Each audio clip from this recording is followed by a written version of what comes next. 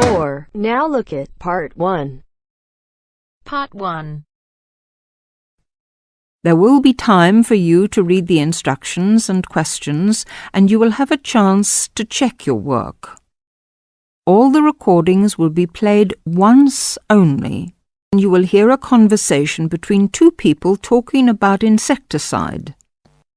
First, you have some time to look at questions 1 to 5.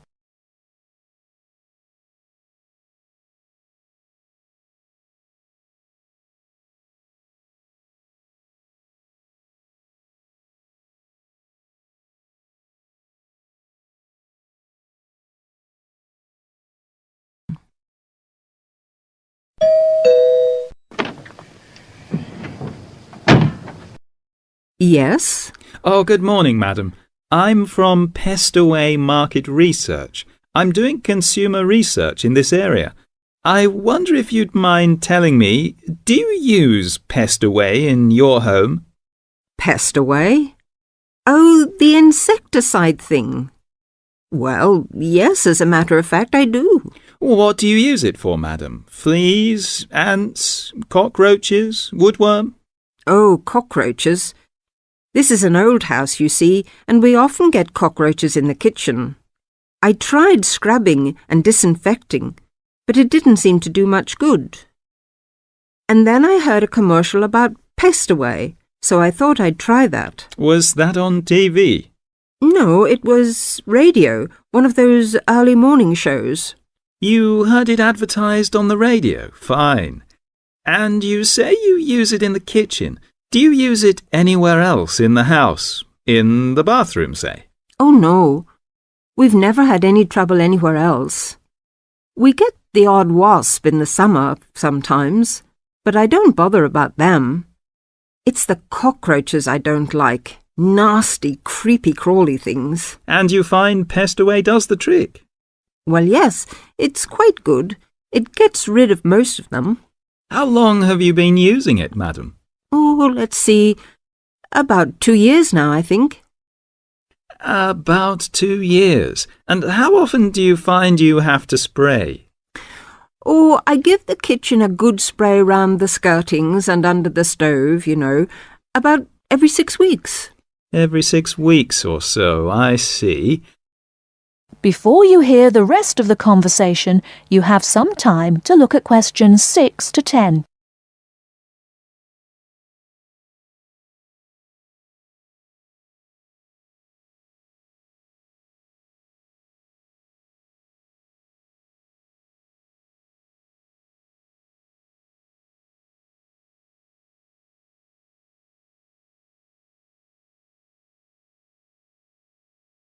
Now listen and answer questions 6 to 10. About every 6 weeks. Every 6 weeks or so, I see. Where do you buy your Pest Away, madam? A supermarket? Chemist? Oh, no. I get it at the little shop at the end of this street. They stock practically everything. It means taking a bus if I want to go to the supermarket. Well, thank you very much, madam. Oh, could I have your name, please? Mrs. Edgerton. Mary Edgerton. That's Egerton. Egerton. And the address? The address is 12 Holly, Peterford. 12 Peterford. And may I ask your age, madam? Oh, well, just put down I'm over 50. As you like, Mrs. Egerton. And occupation? Housewife? Well, I used to be a telephonist before I married. I had a very good job at the post office, but what with a husband to look after and 4 children to bring up, it doesn't leave you much time, does it? Occupation, housewife. Well, thank you very much for your time, madam. You've been most helpful. That is the end of Part 1. You now have half a minute to check your answers.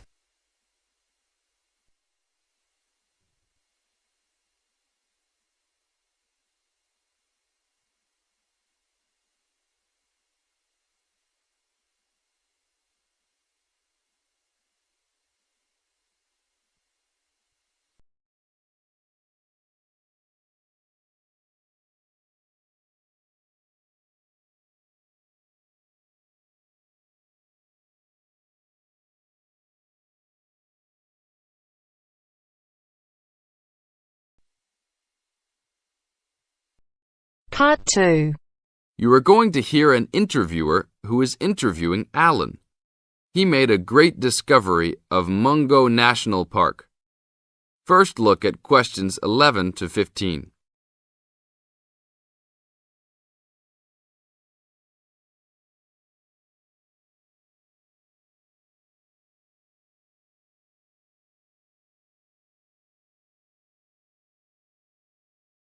As you listen to the first part of the interview, answer questions 11 to 15.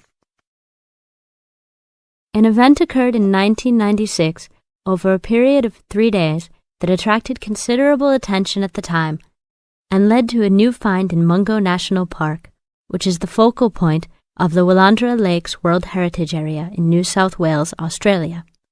I talked to Alan Moore, the organizer of this trip, about his experience. Alan, what was the purpose of your trip?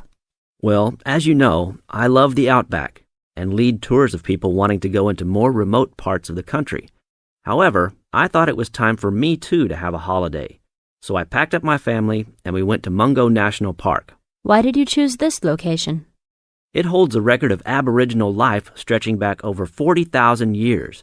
And of course, I wanted my young kids to be amazed by the main feature of the park, the remarkable Walls of China, as they're called, where wind and water erosion have exposed this long history. I see. What was the weather like? It was unusual for that time of year. The rain was just one continual downpour after another. We were always soaked to the skin. So we decided to cut our holiday short and only stayed 3 days in the end. However, it was eventful. The obvious problem was to get back to the nearest town, a small place called Burunga. But the dirt roads out there are always impassable after rain, so we settled down for a long, wet wait in the park. We didn't really mind because the scenery was so interesting. However, the kids wandered away without our noticing, and eventually we realized they must be lost. So we used our two-way radio to contact the park rangers and the police, and a helicopter was sent. Luckily, the kids were found within a few hours, but they'd made an important discovery. Now look at questions 16 to 20.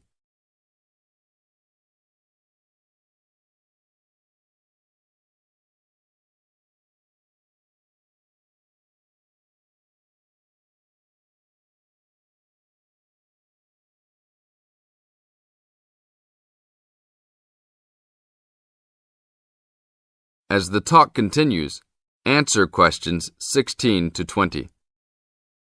So, the trip was also eventful for another reason, wasn't it? Yes. They led us to some ancient Aboriginal art. The kids had taken shelter in a very small, low cave that was difficult to see from the outside. We were lucky to have another family camping in our location. When they heard us calling the kids, they immediately helped us search for them, and as the hours went by, they also provided us with much-needed support and encouragement. We really appreciated their help, and as we were already soaked through after looking for the kids for a couple of hours, they even made sure we had enough dry clothes to wear. The park ranger managed to get through to us to lead the search, and when the helicopter pilot notified us by two-way radio that he'd seen the children but was unable to land nearby, we were able to eventually find them very excited about what was in their little cave. And what did you think of their cave? Well, after squeezing in, I must say I was impressed, and managed to take a few photos of it before we left. There were many faint markings and dots on the wall.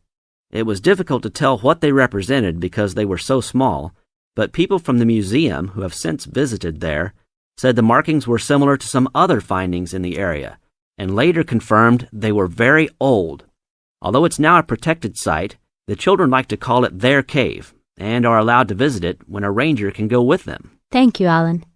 If you go to Mungo National Park, you can see the entrance to the cave and some of Alan's photos at the ranger's station. Alan continues to lead tour groups in the outback, and if you want further information... That is the end of part 2. You now have half a minute to check your answers. You now have half a minute to check your answers.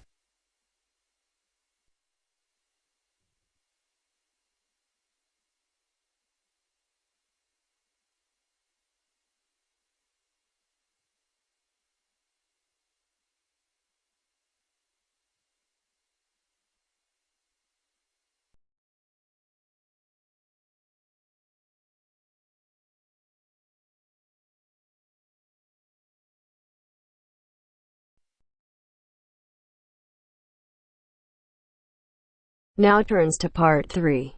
Part 3. You will hear a group of students, Henry, Joe, Nancy, and Gordon, discussing changes to their work experience placement arrangements. First, you have some time to look at questions 21 to 26.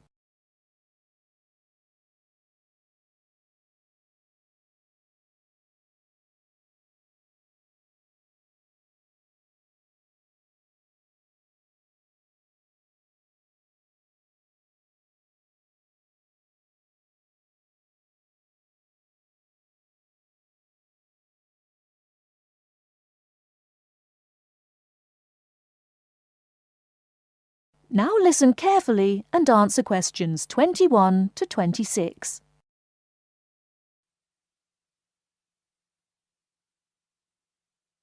Look, there's the notice that Professor Jones told us he'd be putting up confirming the details of our work experience placements. But I thought that was already arranged. No, he said he'd have to check with the companies that the days we preferred were okay for them. Let's see if any have changed. Teresa's not here today, but her name's first. It says the Uni Bookshop, Friday mornings starting on the 23rd of March. So nothing's changed. I'll let her know. What about Manuel? He's not here either. Is he still going to the music store in the High Street? If it's mainly music, yes, he's still down for that on Friday afternoons starting on the 9th. The day's different. It's changed from Tuesday mornings, but that's okay. I'll tell him. He'll really enjoy listening to music all day. Now, where's my name? Henry. Here it is. I'm going to the beauty shop, and I said I preferred Thursday afternoons. Oh, good, that seems okay. And my start date hasn't changed either. Joe, what day did you opt for? I'm going to Highway Hotels on Monday mornings. Yes, that's okay. And starting on Monday the 12th of March. Oh, has that been changed? Okay, I was scheduled to start the week before. I'll just make a note of that. What about me, Henry? Have I still got the Explore travel service on Wednesday mornings? Just a minute. Where's your name? Let's see. Nancy. Okay, here it is. Explore travel on Wednesdays, yes, but afternoons, and starting date is Wednesday the 14th of March. Has the date changed? No, not the date, just the time, which is fine. I'll get to sleep in. You lazy thing, Nancy. Chris's name is next on the list. Gorgeous Gowns Fashions. What a name. Yes, it sounds good, doesn't it? I'm hoping he'll bring me some free samples. So, has he still got Wednesday mornings? Yes, Wednesday mornings starting on the 14th of March. Okay, I'll tell him when I see him tonight that his arrangements haven't changed. Gordon, what about you? I chose that software company that makes computer games. I can't remember its name, but I asked for Tuesday afternoons. Oh yes. Here it is. Games to go on Wednesday mornings. There's a note here saying they have their weekly staff meetings on Tuesday afternoons, so that wouldn't be much use to you. That's why they've changed it to Wednesdays, starting on the 21st of March, so you can see their working setup. OK, I'm glad they've changed it. I don't think I'd want to sit through a meeting every week. Before the conversation continues, you have some time to look at questions 27 to 30.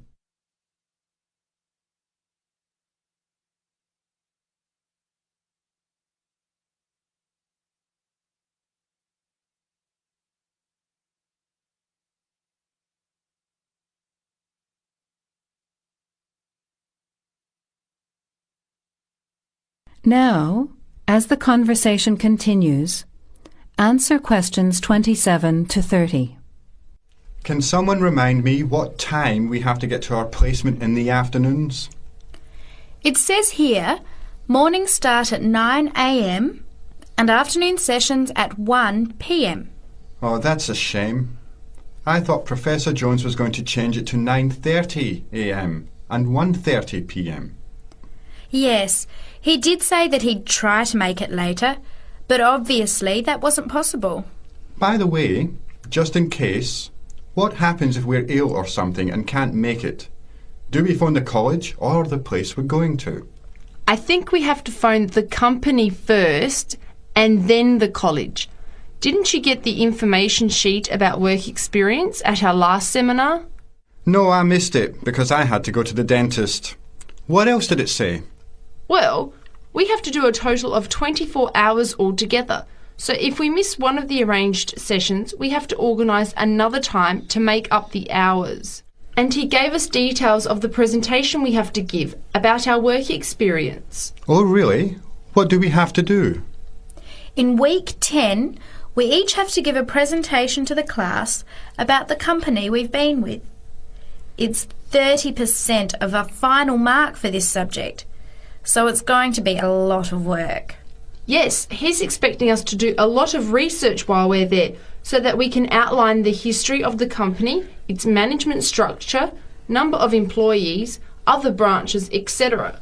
And he said we should use lots of visuals such as diagrams and flowcharts during the presentation. Yes, and we should also include what we did each week, the different departments of the company or positions that we observed, and try to relate what we saw to our studies so far. He gave examples like management style, accounting systems, information technology, and so on. You were right. It sounds like lots of work. That is the end of part 3. You now have half a minute to check your answers.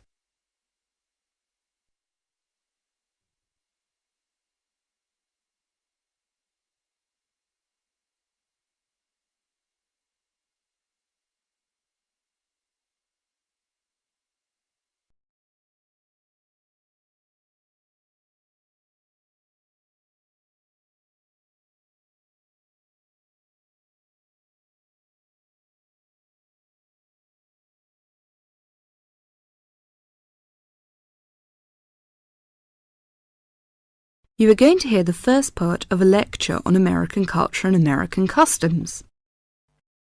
First, you have some time to look at questions 31 to 40.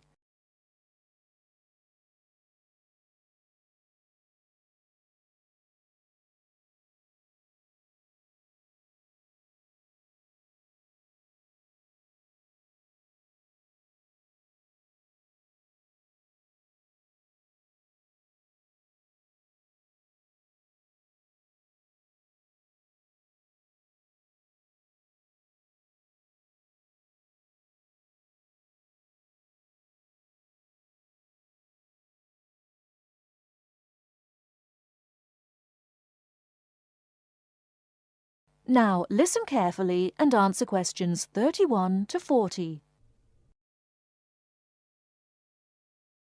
Well, last week we talked about American education, and today I'm going to discuss American values, characteristics, personal habits and courtesies. Keep in mind as you are listening to this lecture that your goal is to understand, not to emulate or judge. Just briefly, I'd like to mention that there is a remarkable ethnic diversity in the United States. The population of the USA is about 260 million. 73% of the American population is white, 12% is African American, 8% Hispanic, 3% Asian or Pacific Islanders, and less than 1% American Indian or Eskimo. Many Americans resent generalizations being made about them because Americans see themselves as very unique and individualistic. On the other hand, Americans tend to lump foreigners together into one lot and condescendingly view foreigners as people who are not as intelligent or sensible as Americans. Despite Americans' dislike of generalizations, and their ethnocentric point of view, it becomes evident that they are indeed American. Americans value individualism, independence, informality, directness, punctuality, achievement, and competition. Individualism is probably the most highly esteemed value in the American culture and an important key to understanding American behavior. In the historical development of the country, individuality was crucial for survival. If you asked Americans to characterize the ideal person, they would probably use adjectives such as autonomous, independent, and self-reliant. Persons tend to be viewed as individuals rather than as representatives of a family or a group. Here are some examples of how this value affects behaviors. 1. If a group of friends go to a restaurant, everyone wants to pay their own way. In other words, they want to have separate checks and not be someone's guest. 2. In friendships, which seem to initially develop more quickly in the US than in other cultures, the Americans may feel uncomfortable if you give them more help than they need. This is a tendency to draw back and see dependency as weakness. In some ways, the stress on the individual rather than the family or group has led to a more informal society. Sometimes this lack of formality is viewed by members of other cultures as a sign of lack of respect. But that is not the intention in the American value system. This informality is even more predominant on the university campus than in other segments of society. Some ways in which you might see this value expressed in behaviors are: 1. You will generally be on a first-name basis with other students, in spite of any age differences. 2. Dress is very informal on campus. 3. Language is informal and sometimes confusing. Phrases like "see you later" and "drop by any time" are not meant literally. They are informal ways of saying goodbye. Americans are direct. Honesty and frankness are more important to Americans than saving face. They may bring up impolite conversation topics which you may find embarrassing, too controversial, or even offensive. Americans are quick to get to the point and do not spend much time on formal social amenities. This directness encourages Americans to talk over disagreements and to try to patch up misunderstandings themselves, rather than ask a third party to mediate disputes. It is particularly interesting to see what behaviors have culturally become associated with straightforwardness. 1. A firm handshake somehow has come to be interpreted as a sign of sincerity. 2. Looking at a person when you speak to him or her gives an indication of honesty. 3. In a question of honesty versus politeness, honesty wins. It is considered better to refuse graciously than to accept an invitation and not go. 4. You will be taken at your word. If you refuse food the first time it is offered, to be polite, it may not be offered again. An American will not know that your initial refusal is politeness. Great value is attached to time in the US. Punctuality is considered an important attribute. As with all values, there are different rules of acceptability in different cultures. In the US, you should be present for school or business appointments at the exact time agreed upon. In social appointments, you can arrive 10 to 15 minutes after the agreed upon time without giving offence. If you are invited somewhere for dinner and are more than 15 minutes late, you will need to offer an apology and an explanation. A phone call explaining you have been detained and will be late will save face for you and patience for the other person. Americans also value achievement and competition. The American style of friendly joking or banter, of getting the last word in, and the quick and witty reply are subtle forms of competition. Although such behavior is natural to Americans, You may find it overbearing or disagreeable.